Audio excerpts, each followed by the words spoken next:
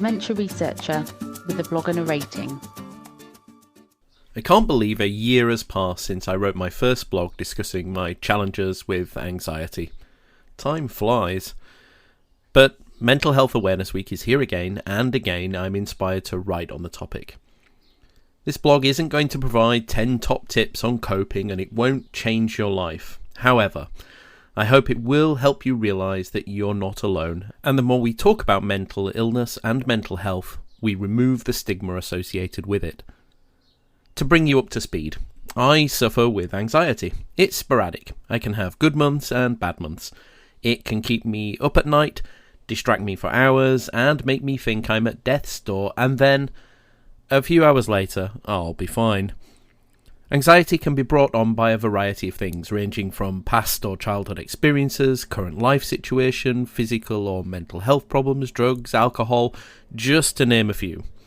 I can't speak to all of them. Sure, I experience pressure. I like to say yes to everything. However, I think mine stems from my concerns about getting older and fundamentally health, or rather feeling that I'm unhealthy. We live in a world where we're constantly being told that we need to sleep more, exercise more, eat better, wear less, drink less, and all of these things are vital to avoiding Alzheimer's disease, cancer, heart disease. So if you don't do them, you only have yourself to blame. That increased awareness of what causes disease and how to spot the signs that you have the disease is great. However, if you're not ticking all the boxes, it can also be a problem, particularly if you get anxious like me. What am I doing about it, I hear you say? Well, that's a good question. Probably not as much as I should.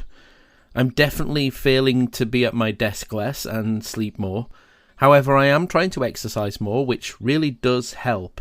It's always the number one thing that comes up on the top of every list you'll ever read about how to improve your mental health.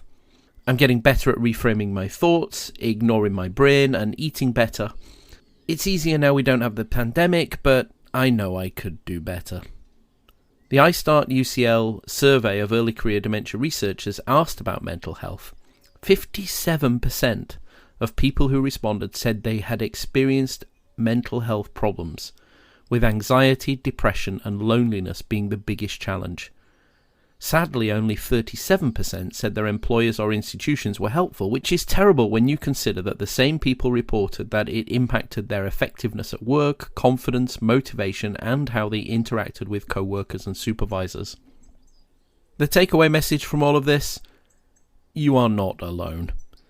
That might not be much comfort, but I do hope that it demonstrates that you can talk about your problems, and talking is always good. Don't feel you have to suffer in silence. It might feel scary to think about sharing with a friend, loved one or co-worker, and yes, stigma does still exist, conscious or unconscious, but I hope they'll surprise you. I'll finish this blog with an anecdote.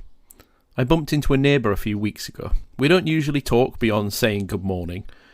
They've commented on seeing me running, and I replied, "Sorry you have to see my knees, but for the past year I've struggled on and off with anxiety. I found ways to manage it effectively, and right now it's under control, but exercise helps."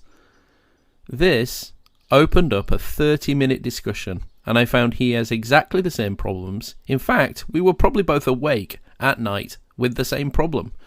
We'd never spoken previously for more than 5 minutes. If you're struggling, you can always message me. My DMs are open. Thank you for listening. Join the Dementia Research bloggers and share your own views.